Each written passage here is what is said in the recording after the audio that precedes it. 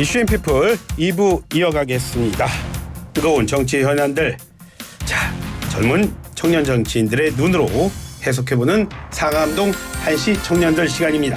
오늘도 두 분 모셨습니다. 먼저 박성민 민주당 전 최고위원 나와주셨습니다. 어서 오세요. 네, 안녕하세요. 박성민입니다. 예, 그리고 국민의힘 신주호 상근 부대변인도 나오셨습니다. 반갑습니다.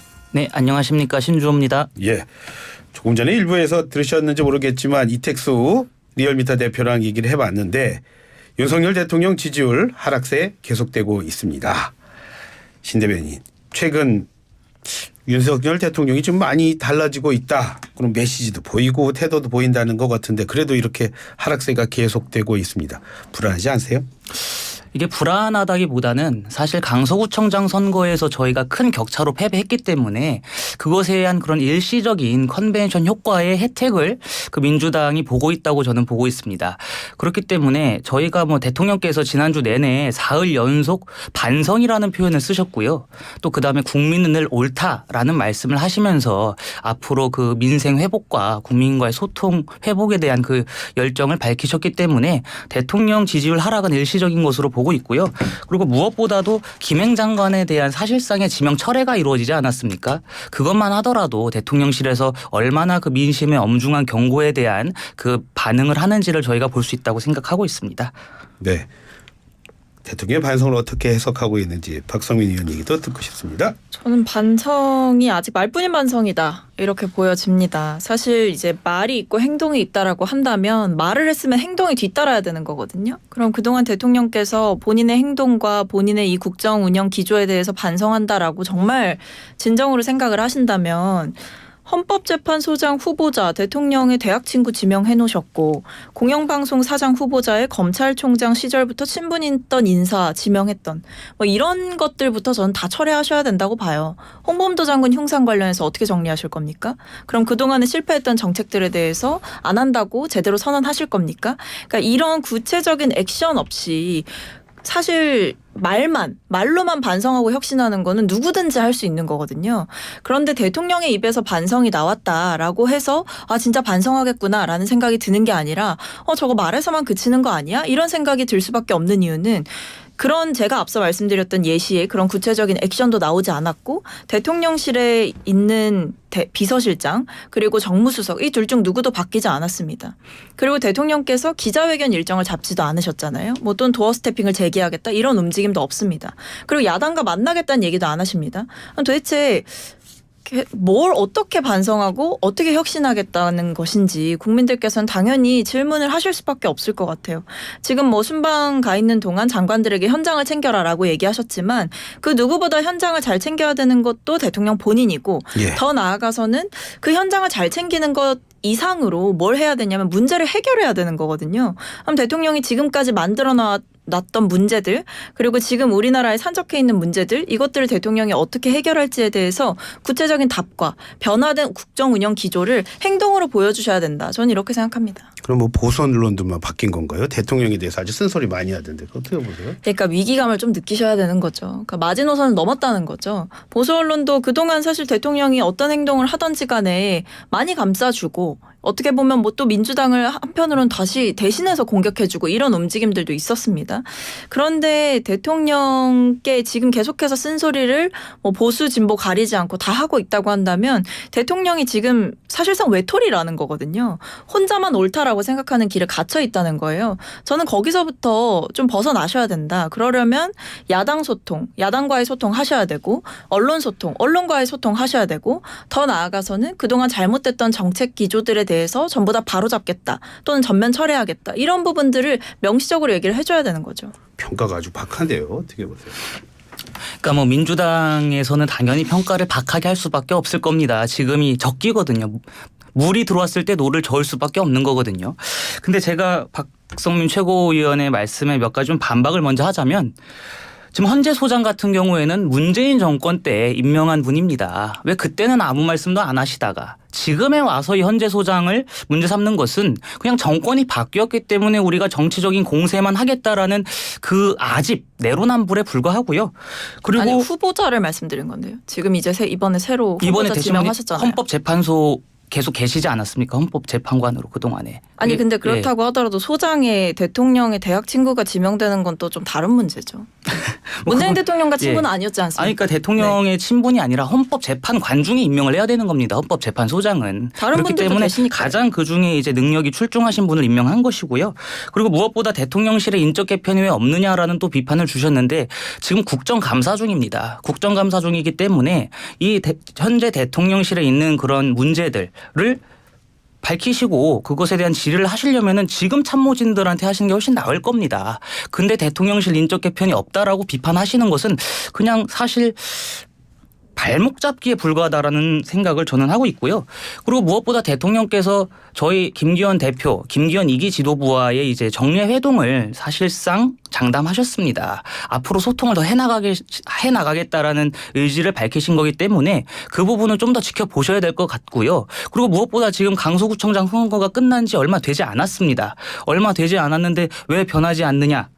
라고 비판하는 것은 사실 좀 지켜본 다음에 비판을 하셔도 되는 거거든요. 그렇기 때문에 저는 변화되는 그런 대통령실과 당과의 관계 그리고 정부와 당과의 관계를 조금 더 보신 다음에 비판을 하셔도 늦지 않다 그렇게 생각합니다. 시간을 달라는 그런 얘기를 하네요.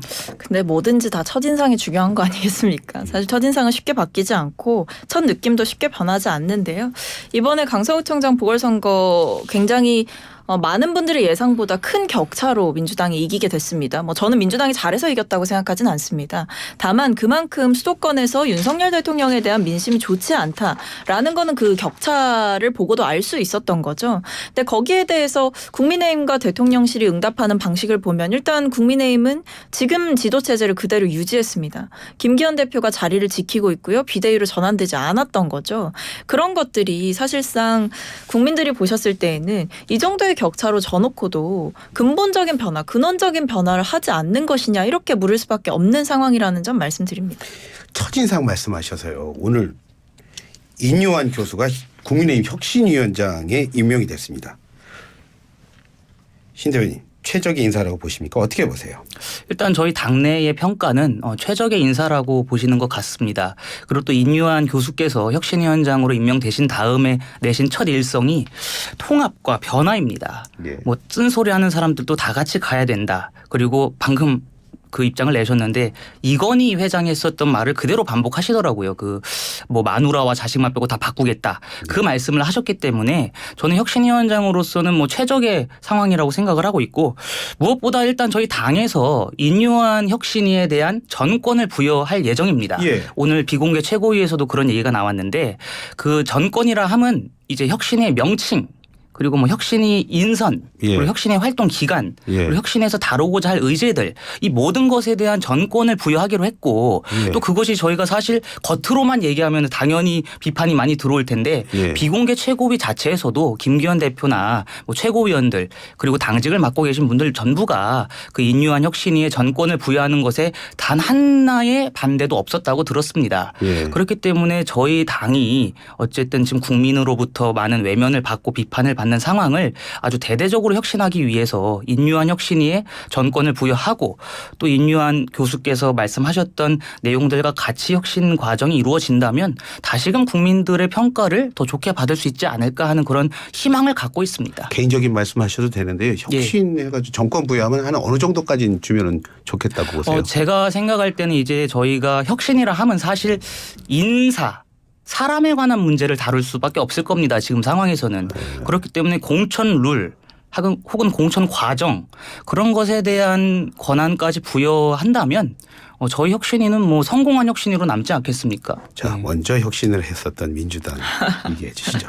뭐 그렇게 막 성공적인 혁신위는 아니었습니다. 뭐 민주당의 혁신위가. 근데 어쨌든 지금 국민의힘 혁신위가 이제 닻을 올렸는데 제가 봤을 때는 이걸 해야 될 것 같아요. 일단 이 혁신위원장이 뭘 말해야 되냐면 이 용산 전체주의를 청산하자 얘기를 해야 될 것 같습니다. 그러니까 당정 관계 이렇게 가선 안 된다. 그러니까 이게 당정 관계가 수직적이라는 거는 단순히 소통을 많이 한다고 그 수직적인 관계가 수평적으로 변하는 게 아니에요. 그건 사실 대표가 바뀌어야 되고 대통령이 바뀌어야 되는 거거든요. 근데 그렇다면 이 혁신위원장이 사실 내놓는 혁신안은 누굴 겨냥하게 되냐면 김기현 대표를 넘어서 윤석열 대통령을 겨냥하게 될 수도 있는 겁니다. 그런 면에서 과연 이 외부에서 온 비정치인 출신의 혁신위원장이 적응하기도 바쁘실 것 같은데 그 와중에 공천 룰에 대해서도 쓴소리를 하고 대통령을 향해서 쓴소리를 하고 어떻게 보면 본인을 영입하고 임명까지 해준 김기현 당대표를 향해서도 쓴소리를 할 수 있을 것이냐. 전 이 세 가지가 관전 포인트일 거라고 보거든요. 예. 그래서 물론 이제 막 임명되신 분이기 때문에 앞으로 뭐 평가는 지켜보고 해야겠습니다만 지금 제가 봤을 때 체제상 한계가 크다라고 보는 거죠.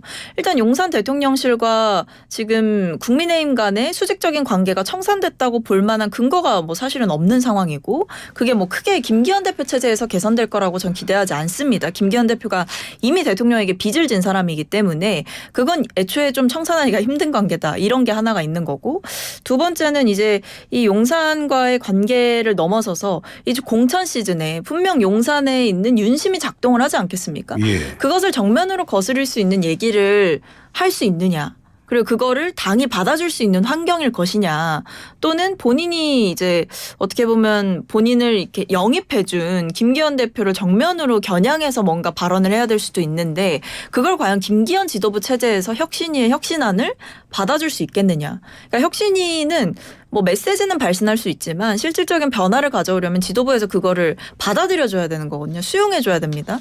근데 그게 과연 가능할까 김기현 지도부에서. 저는 체제상으로 갖는 한계가 크다 이렇게 봅니다. 필요한 경우 인요한 혁신위원장이 대통령 향해서도 쓴소리를 할 것이다. 이렇게 보십니까? 어떻게 보세요? 저는 인유한 교수께서 오늘 말씀하신 게 당에 쓴소리 하는 분들도 같이 가겠다라고 하신 거거든요. 지금 당에 쓴소리를 하시는 분들의 기조를 보면 대통령께 쓴소리 하시는 분들입니다. 네. 그런 분들까지 다 품겠다라고 하셨기 때문에 대통령에 대한 쓴소리도 전 당연히 할 수 있으실 거라고 생각을 하고요. 그리고 박성민 최고께서 말씀하신 그 윤심 공천 그거를 계속 걱정을 해 주시는데 네. 그 저희는 이미 혁신위를 출범을 시키려고 했고 또 이미 당정 간의 관계는 수직적에서 수평적으로 바뀌고 있습니다. 김행 장관 같은 경우에도 저희 김기현 대표께서 사실상 지명 철회를 요청했고 그것을 대통령실에서 받아들여서 사직 형태로 물러나신 거거든요. 그런 것만 보더라도 이미 수평적 관계로 돌아가고 있다라는 생각을 하고 윤심을 걱정해 주시는 거는 참 감사한 마음인데 예. 윤심을 걱정하시기에 앞서서 민주당의 이재명 대표에 의한 그 공천 예. 그거를 걱정해 주셨으면 좋겠습니다. 이재명 대표도 사실 오늘 뭐 말씀으로는 손은 잡고 그 어려움을 뭐 뛰어넘자 뭐 그런 식으로 그 복귀 일성을 내셨지만 이재명 대표에 의한 친명에 의한 그 공천 학살이 이루어질 가능성이 농후하거든요. 그것도 걱정을 같이 하셨으면 좋겠습니다. 근데 뭐 김행웅 장관 후보자 같은 경우에는 강서구청장 보궐선거에 지니까 이제 본인이 좀 선택을 했다 이런 식으로 뭐 언론에도 나오기도 했었기 때문에 예. 제가 봤을 때 뭐 당의 건의가 그렇게 크게 작동을 했을까. 이미 대통령실에서 모종의 판단이 있었고 또는 김행 후보자 본인이 사실은 청문회에서 도망가셨지 않았습니까? 그런 그 국면에서 본인도 이 자리를 더 지킬 수 없다 이렇게 판단했을 수도 있는 거기 때문에 그것을 뭐 이제 수평적인 당정관계의 증거로 보기는 좀 어렵다 이렇게 생각을 하고 예. 이재명 대표 체제에서 공천 학살 말씀해 주셨는데 저희는 당원 당규 상에 이제 공천 룰 자체를 1년 전에 확정해야 하는 그런 이미 조항들이 존재하고 있습니다. 그래서 공천 룰과 관련해서는 저희는 뭐 굳이 뭐 더 새로운 게 나오거나 저희가 뭐 혁신위를 지금 띄우고 있는 상황도 아니기 때문에 그러니까, 예. 뭐 새로운 뭔가 변수가 생길 가능성은 낮다 이렇게 봅니다. 지금 그 신 대변인 말씀하셨지만 뭐 공천 학살 뭐 이런 얘기까지 했었는데 다시 말해서 그 오늘 이재명 대표가 체포 동의안 처리 과정에서 있었던 일 갖고서 왈가왈부하는 거는 뭐 좋지 않은 것 같다 뭐 이런 식으로 얘기를 한 것 같은데 네. 자 그러면 이제 뭐 해당 행위자 척결 뭐 이런 얘기 이제 수면 아래로 가라앉게 되는 건가요? 뭐 좀 봐야죠 이제. 근데 이제 하시는 분들이 있겠죠. 뭐 자유민주주의 사회에서 뭐 개인의 발언을 어떻게 막겠습니까마는. 근데 저는 이 정도까지 대표가 이제 첫 복귀하신 날에 하신 말씀이 이거라면 당인들이라면 저는 이거는 따라줘야 된다 이렇게 생각을 하거든요. 그래서 이 이후에 그러니까 오늘 이재명 대표의 그 왈가왈부하지 말라라는 그 메시지 이후에 또 누군가가 들고 나와서 그래도 해당 행위자들은 찾아내서 징계해야 되고 당의 기강을 바로 세워야 된다 이런 말씀하시는 분들은 저는 오늘부터 이제 그냥 자기 정치하시는 걸로 저는 그렇게 간주하려고 합니다. 최근 그 민주당 내부에서 하는 큰 목소리는 젊은 정치를 어떻게 보고 계십니까? 그러니까 오늘 이재명 대표가 사실 당무에 복귀하면서 낸 첫 메시지가 저는 국민들의 속을 굉장히 들끓게 했다라고 생각을 합니다. 이재명 대표가 사실 당무에 오랜만에 복귀하게 된 것은 본인이 단식을 했기 때문이고 예. 그 단식이라는 것은 뭐 어쨌든 국민들께서 판단하시기에 본인의 사법 리스크 회피를 위한 방탄용 단식이라고 지금 평가하시지 않습니까? 그런 상황에서 지난 한 달이 아니죠. 오히려 이재명 대표의 체포동의안 그리고 사법 리스크와 관련된 이 국가적인 혼란, 국회 내 혼란은 엄청나게 오래 지속된 그런 내용입니다. 그렇다면은 본인이 이끌어온 본인이 초래한 그 혼란에 대한 최소한의 반성과 국민께 송구함을 표시할 줄 알았습니다만 그런 메시지가 전혀 없었어요. 예. 오히려 이재명 대표는 뭐라고 했냐면 정부와 여당을 향한 공격을 하면서 내각 총사퇴를 주장했습니다. 이 예. 내각 총사퇴를 주장하는 게 사실 지금 국정감사 기간에 이것이 적합한 메시지인지도 저는 의문이고요. 예. 내각 총사퇴를 주장할 게 아니라 진짜 문제가 있는 장관이 있고 부처가 있다면 그 해당하는 부처에 대해서 이렇게 책임을 물어야지 맞는 거거든요. 그것이 도리이고. 예. 그런데 그러한 것이 전혀 없이 정부를 향한 공격 그리고 여당을 향한 정치적 공세만 폈다라는 것이 아쉬운 점이고 또 저는 무엇보다 어제 저희 김기현 대표께서 민생 회담을 제안했습니다. 이재명 대표한테. 예. 어제도 제안을 했고 5월 달에도 제안을 했거든요. 근데 그러한 제안에는 전혀 응답하지 않았습니다. 이재명 대표가. 그러면서 뭐라고 하냐면 대통령과 만나겠다. 뭐 5월 달에는 대통령과 영수회담을 주장했지만 오늘은 그 여야 대표와 대통령 간의 3자 회동을 제안한 것 같더라고요. 저는 이것이 이재명 대표가 중증 대통령병에 걸렸다. 자의식 과잉이 아닌가 이렇게 생각을 합니다. 본인은 대권 주자였는데 왜 내가 여당의 대표와 먼저 상대를 하고 대통령을 만나야 되느냐. 이 불만이 있는 것 같아요. 그래서 대통령을 직접적으로 만나겠다.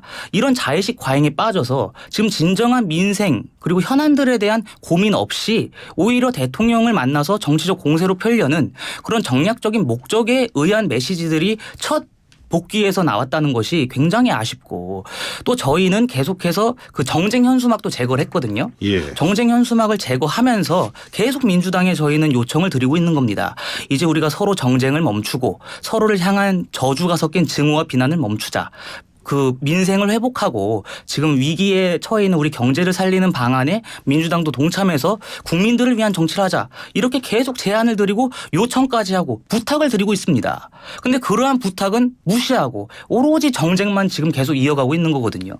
저는 민주당이 거대 의석을 가진 국회 제1정당으로서 그러한 무책임한 모습을 좀 버리고 민생을 위한 길에 협치로서 좀 응답을 해줬으면 좋겠는 그런 희망을 갖고 있습니다. 예. 근데 일단 그 전면적인 내각 총사퇴 이런 거는 제가 듣기로는 그 대변인이 백브리핑을 하는 과정에서 기자들에게 설명하기를 전면적으로 국정쇄신을 하는 그런 각오로 민생을 챙겨달라 이런 취지로 말씀을 하신 걸로 제가 이해를 했고요. 예. 그다음에 지금 대통령과 여야 대표 3자 회동을 제안한 거는 그 뭐가 나쁩니까? 뭐 할 수 있는 거 아닙니까? 그러니까 지금 여야 대표가 만나는 것에 대해서 사실 민주당의 인사들은 별로 그렇게 의미가 없다라고 생각을 해요. 그러니까 예를 들어보자면 예. 만약 김기현 대표랑 이재명 대표가 만나서 뭔가 협의를 했습니다. 협상을 했어요. 근데 그게 만약에 윤석열 대통령이 그 협상안에 대해서 반대를 합니다. 김기현 대표에게 나는 그것에 동의할 수 없다라는 말씀 만약에 하세요. 예. 그럼 김기현 대표가 그거 관철시킬 수 있겠습니까? 그러니까 김기현 대표를 불신한 거군요. 우리가 봐왔을 때에는 김기현 대표가 과연 그만큼의 그 쓴소리를 대통령에게 할 수 있느냐 또는 그걸 뚫고 갈 수 있느냐 그런 게 없다고 보는 거예요. 그래서 쉽게 말씀드리면 허수아비 대표랑 협상을 해봤자 그것이 무용지물이 될 수 있다라는 생각인 거고 그리고 지금 민생경제 상황이나 이런 것들을 봤을 때 그 여론조사의 추이만 보더라도 추석 기점으로 굉장히 이 국정운영평가에 대해서 부정평가를 하는 이유가 민생경제가 제일 1번 요인으로 올라온단 말이에요.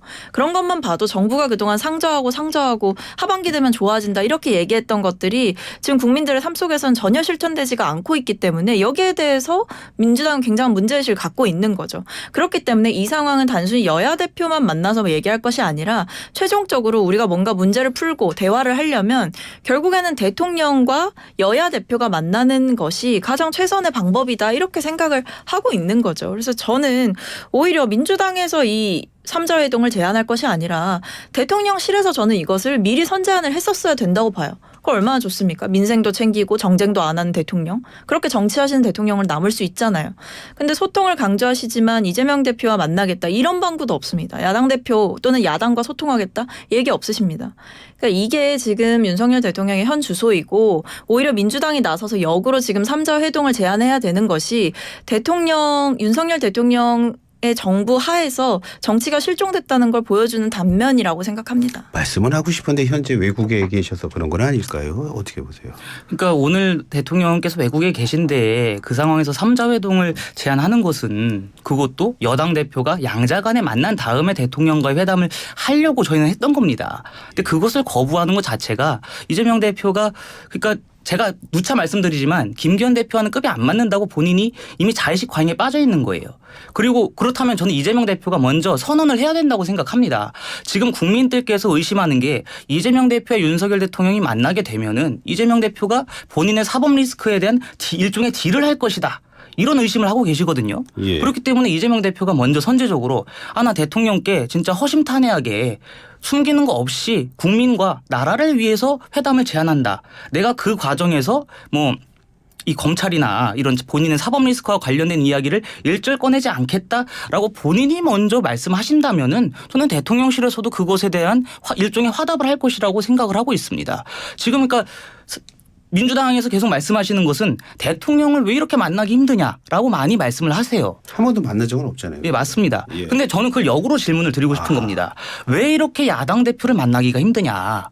그것도 국민의힘 저희 당에서는 여러 차례 야당 대표 이재명 대표 회담을 해서 허심탄회하게 한번 대화를 해보자라고 누차 말씀을 드리는데 왜 그것을 회피하시느냐. 저는 그거를 오히려 역으로 질문 드리고 싶은 겁니다. 두 분의 말씀이 이렇게 차이가 있고 근데 이 두 분들의 얘기를 좀 당사자들이 좀 들었으면 좋겠다 이런 얘기를 해봅니다. 두 분 오셔서 이 얘기를 끝으로 좀 질문 드리고 싶어요. 국정감사장에서요. 네. 의전 비서관 자녀 학폭 의혹 제기됐습니다. 자, 비서관 사퇴했고요. 하지만 의혹은 여전하다는 말씀을 다른 분도 아니고 이 두 분 얘기 들어요. 박 의원님. 이 논란 이렇게 마무리되는 겁니까? 어떻게 보세요? 저는 여기서 끝내면 안 된다고 생각합니다. 이 이야기의 시작은 지금부터다. 이제 이거는 끝이 아니다라고 생각을 하는데 일단 중요하게 밝혀져야 되는 거는 이 사건이 일어난 게 7월이라고 알고 있습니다. 보도에 따르면. 그런데 지금 우리가 이 사안을 인지한 게 10월이잖아요. 중요한 건 대통령실에서 이 사안을 미리 알고 있었냐. 이 부분이 전 중요하다고 봅니다. 또는 의전 비서관 본인이 일부러 알리지 않은 건가? 또는 그 공직기강 비서관실에서 얼마든지 제보나 이런 것들을 통해서 충분히 파악을 할 수가 있는 사안이라고 저는 보는데 과연 이게 대통령실에서 대통령의 측근으로 어떻게 보면 의전 비서관으로서 일하고 있는 사람의 권력이 아예 하나도 작용하지 않은 일일까 과연? 저는 권력이 작용됐다고 보거든요. 이미 그 의전 비서관의 배우자만 보더라도 출석 정지 처분이 긴급하게 내려졌던 때에 갑자기 프로필 사진을 대통령과 본인 남편이 찍은 걸로 바꾸기도 합니다. 이런 게 바로 권력형 무마의 신호탄 아닐까요?